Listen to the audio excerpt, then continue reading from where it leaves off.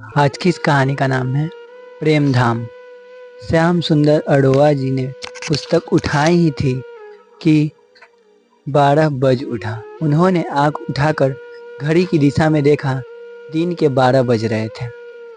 उन्हें अब एलर्जी सी हो गई इन आवाज़ों से, और हो भी क्यों न, क्योंकि पिछले 50 सालों से इन्हीं बजर और हुटर की आवाज़ों ने ही तो उनकी दिनचर्या को नियंत्रित किया हुआ था। इंजीनियरिंग डिप्लोमा करने के पश्चात उन्होंने फैक्ट्री में नियुक्ति पाई थी। तब से फैक्ट्री हुटर की आवाज़ के इर्द गिर्द ही तो उनका जीवन घूमता रहा था। प्रातः 7 का हुटर प्रथम चेतावनी की तैयार हो जाइए, 7:30 का हुटर द्वितीय चेतावनी, 8 का हुटर आदेश की फैक्ट्री पहुंचिए। दोपहर 1 बजे के हुटर पर लंच और 2 बजे के हुटर पर लंच की समाप्ति। शाम 5 बजे छुट्टी के हुटर की आवाज़ ही दिल को सुकून देती थी। फैक्ट्री गेट से निकलने के बाद वह स्टैंड से अपनी साइकिल उठाते और जल्दी जल्दी पैडल मारते 10 मिनट में अपने फैक्ट्री क्वार्टर में पहुंच जाते थे। उनकी प्रतिशकुलता भी जानती कि हुट्टर के बाद 10 मिनट में अरोड़ा जी का घर हाथ मुँह धोकर चाय पिएंगे। बस अब तो उन दिनों की यादें ही रह गई हैं। अब ना वह फैक्ट्री क्वार्टर है और ना ही संकुलता। अब इस संसार में बेटा बहू मुंबई में, बेटी कानपुर में अपनी गृहस्थी के साथ, और वह स्वयं इस प्रेम धाम ओल्ड एज होम में। यह बजर की आवाज़ प्रेम धाम वासियों को लंच तैयार होने की सूचना का संदेश था। कुछ पेट भारी होने के कारण आज उनका लॉन्च पर जाने का मन नहीं था। पुस्तक पढ़ने को उठाई थी, किंतु पढ़ने का मूड भी नहीं बना।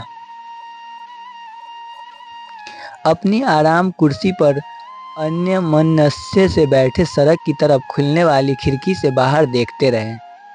पास ही बच्चों का स्कूल था। स्कूल की छुट्टी हो गई थी। बच्चों से लदे रिक्शे चले जा रहे थे। एक आदमी स्कूल से अपने बेटे की अंगुली थामे जा रहा था। वह सोचने लगे कि समय कितनी तेजी से निकल जाता है। आज यह आदमी अपने बेटे की उंगली थामे है, किंतु कौन जानता है कि कल जब यह आदमी बूढ़ा हो जाएगा तो यह बेटा उसकी बूढ़ी अंगुली थामेगा। मन में विचार घुमड़ते रहे। संकुलता के देहांत के बाद वह मुंबई चले आए थे अपने बेटे के पास। बेटे के पास एक छोटा सा फ्लैट था, जिसमें बेटे का परिवार ही मुश्किल से एडजस्ट कर पा रहा था। ऊपर से उनके पहुंचने से समस्या और विकट हो गई थी। वह फुटबॉल की तरह किसी बालकोनी में कभी इधर कभी उधर एडजस्ट होने का प्रयास करते रहे। जैसे तैसे उन्होंने इन परिस्थिति में अपने को ढालने का प्रयास किया, किंतु उनके आने से पुत्रवधू की झुंझलाहट बढ़ती जा रही थी। परिणाम स्वरूप पति पत्नी में तकरार बढ़ने लगी थी, जिसके लिए वह अपने को दोषी मानते थे। एक सुबह जब वह सैर के लिए निकले तो रास्ता में अचानक उनकी फैक्ट्री से ही सेवानिवृत्त पुराने सहकर्मी रनाडे जी मिल गए। मिलकर बड़ी प्रसन्नता हुई। पुराने दिनों की यादें ताज़ा की गई। तदुपरांत रनाडे जी ने उनसे पूछा, भाई यहाँ मुंबई में कैसे? उन्होंने बतलाया कि पत्नी के देहांत के बाद यहाँ बेटे के परिवार के साथ रह रहे हैं, किंतु उनकी बात काटते हुए रानाडे ने सुझाव दिया कि चलो कहीं बैठकर एक एक कप चाय पिए जाए। वह पास के ही एक रेस्टोरेंट में चले गए। वहाँ कुछ जंग की चर्चा के मध्य उन्होंने बेटे के साथ एडजस्ट न कर पाने की समस्या बतलाई। रनाडे ने मुस्कुराते हुए कहा था, अरोड़ा जी, मैं तो पहले ही तार गया था, इसलिए चाय के बहाने तुम्हें यहाँ ले आया। अब खुलकर बातें हो सकेगी। अरोड़ा जी ने बताया, बात संभालते हुए कहा, नहीं ऐसी कोई बात नहीं है, बेटा बहू तो मेरा सम्मान करते हैं, पर मकान इतना छोटा है। रनाडे ने बात काटते हुए कहा, अरोड़ा कुछ कहने की आवश्यकता नहीं है, मैं सब समझता हूँ। फिर उसने चाय का प्याला रखते हुए कहा, अरोड़ा अगर चाहते हो कि तुम्हारा सम्मान बना रहे तो अपना कोई अलग ठिकाना ढूंढ लो।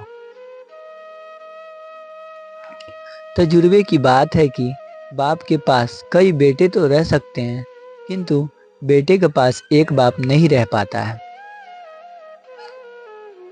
अरोड़ा जी ने लाचारी से कहा, पर जाऊँ तो जाऊँ कहाँ?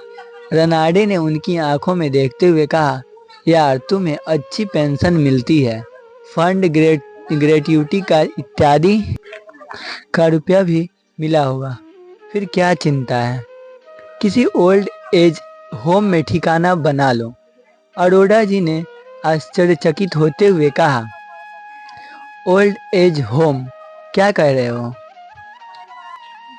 इस पर रनाडे ने उत्तर दिया, अरे भाई मैं ऐसे होम की बात नहीं कर रहा जो किसी चैरिटी से चलता हो, जहां बूढ़े तीसरे की दया पर निर्भर हो। आजकल तो 5 स्टार ओल्ड एज होम भी है, जहां मेडिकल से लेकर मनोरंजन तक की समस्त सुविधाएं हैं। यहाँ बेटे बहू के ताने क्यों सुनो, वहाँ ठाठ से स्वतंत्र जीवन जियो। जब मन करे दिवाली दशहरे पर बच्चे से मिल जाओ। अरोड़ा जी ने थोड़ा असमंजस में कहा, किंतु कहाँ ढूंढूंगा मैं ऐसा ओल्ड एज होम जो मेरी जेब के अनुरूप हो और सुविधाजनक शहर में भी हो। रनाडे ने हंसते हुए कहा, कौन सी दुनिया में रहते हो? रनाडे ने हंसते हुए कहा, कौन सी दुनिया में रहते हो? इंटरनेट से तो दुनिया भर की जानकारी मिल जाती है, तो होम ढूंढना कौन कठिन है? यह सब 2 वर्ष पहले की बातें हैं। रनाडे के सुझाए समाधान पर उन्होंने गहनता से विचार किया था। रनाडे ने सच ही तो कहा था कि स्वयं के जीवन को दूसरे की दया का मोहताज क्यों किया जा। और 1 महीने के बाद ही वह मुंबई से इस प्रेम धाम में आ गए थे। यहाँ प्रेम धाम का कमरा नंबर 24 उनका अपना था, किंतु अब तक न जाने कितने अपने विगत में खो गए। फैक्ट्री क्वार्टर को भी वह अपना कहते थे, अब क्या मालूम वह किसका अपना है। यह कमरा पहले भी किसी का अपना रहा होगा। कमरा ही क्यों, यह संसार भी तो एक सराय है। सराय में कुछ मुसाफिर ज़्यादा रुकते हैं, कुछ जल्दी चले जाते हैं। शकुंतला में भी इस सराय में उन्हें अकेला छोड़ गई। मन में स्मृतियों की पुस्तक परत दर परत खुलने लगी थी। बेटे की 8वीं बर्थडे थी। साहिबजादे अड़ गए कि यदि साइकिल नहीं दी गई तो वह बर्थडे नहीं मनाएंगे। बहुत गुना भाग किया, पर 1000 रुपए का जुगाड़ नहीं हो पा रहा था। बच्चे का दिल भी तो नहीं तोड़ा जा सकता। रात में सोने से पहले भी यही उधेड़बुन रही। फैक्ट्री में भी मस्तिष्क में साइकिल ही छाई रही। शाम को फैक्ट्री से घर आने पर उन्होंने आश्चर्य से देखा कि बरामदे में एक नई चमचमाती साइकिल खड़ी थी और साहिबजादे उसकी घंटी टुनटुना रहे थे। शकुंतला ने भतीजे की शादी में नई साड़ी खरीदने के लिए रुपए जोड़े थे। वही रुपए साइकिल के भेंट चढ़ गए थे। अचानक किसी बच्चे की हंसी की आवाज़ से यादों के तार टूट गए। उन्हें लगा कि शायद उनकी सोच की प्रतिध्वनि कानों में बज रही है, किंतु पुनः बच्चों की हंसी और उसके साथ ही कुछ परिचित आवाज़ों से लगा कि बाहर कुछ हलचल है। वह कमरे में उठकर बाहर बरामदे में आ गए।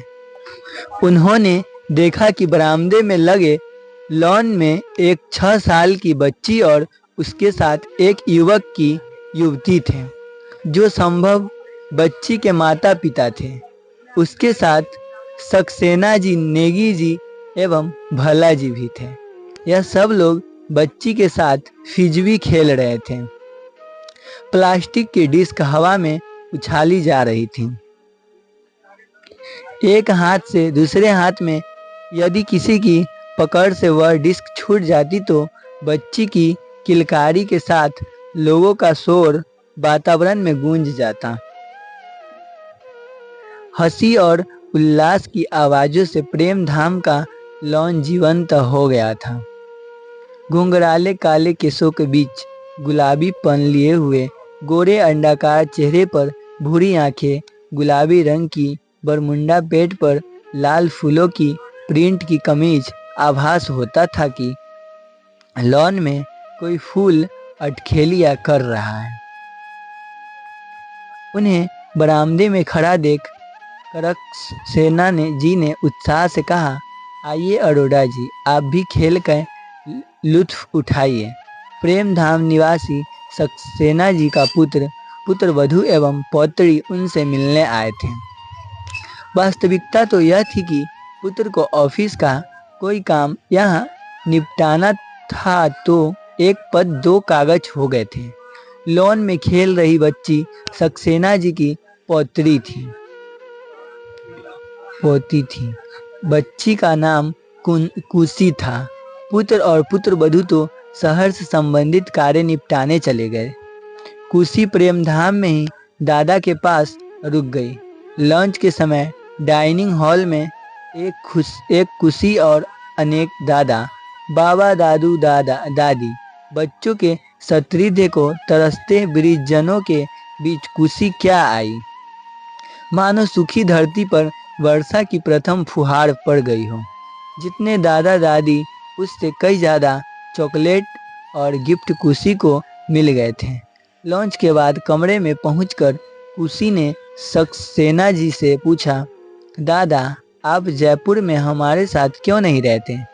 सक्सेना जी सोच में पड़ गए कि पोती के इस सरल प्रश्न का क्या उत्तर दें। जब पुत्र एवं पुत्र वधू दोनों अपनी नौकरी पर सुबह से शाम तक के लिए निकल जाते और कुसी स्कूल तो की दीवारों का सूनापन कांटे नहीं कटता था।